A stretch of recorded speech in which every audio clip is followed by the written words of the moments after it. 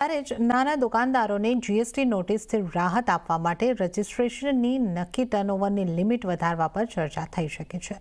સૂત્રો પ્રમાણે યુપીઆઈ દ્વારા લેણદેણ કરનારા જીએસટી નોટિસનો મુદ્દો આવનારી જીએસટી કાઉન્સિલની બેઠકમાં ઉઠી શકે છે। આના ઉપર વધુ વિગતો લઈએ સહયોગી આરતી મહેતા પાસેથી। આરતી, જીએસટીને લઈને શું એક્સક્લુઝિવ સમાચાર આવ્યા છે?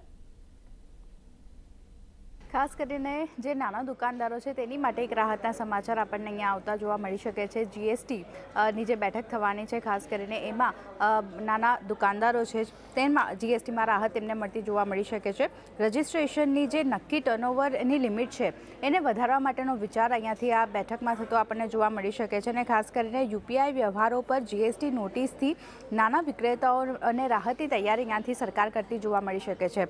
બીજી બાજુ જીએસટી કાઉન્સિલની બેઠકમાં રજિસ્ટ્રેશનની મર્યાદા નક્કી કરવા પર ચર્ચા આપણને જોવા મળી શકે છે। હાલના ટર્નઓવરની જે વાર્ષિક મર્યાદા છે એમાં પણ વધારો કરવાનો પ્રસ્તાવ આપણને આવતો દેખાઈ રહ્યો છે।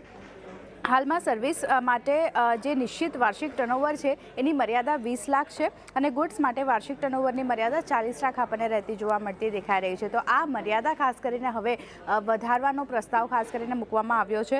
નાણાં મંત્રાલય ખાસ કરીને આ માટે રાજ્યો સાથે વાતચીત પણ કરી રહ્યું છે અને કર્ણાટક, ઉત્તર પ્રદેશ સહિત ઘણા રાજ્યો જીએસટી નોટિસનો મુદ્દો અહીંયાથી આપણને ઉઠાવતા જોવા મળી શકે છે। એટલે અહીંયા આપણે એક ધ્યાન રાખવાનું રહેશે।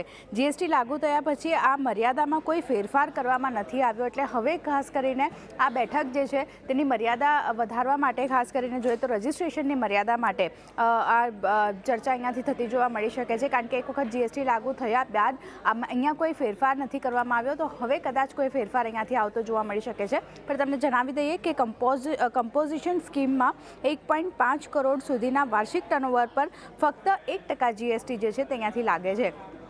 તો હવે અહીંયાથી બેઠકમાં કઈ રીતે નિર્ણય આવે છે તેના પર ધ્યાન રાખવાનું રહેશે। પણ આ જો જીએસટી મુદ્દે રાહત મળે છે તો ખાસ કરીને નાના દુકાનદારો માટે ઘણું પોઝિટિવ અહીંયાથી આવતું જોવા મળશે। જે આરતી, આ સમગ્ર વિગતો આપવા બદલ આપનો આભાર।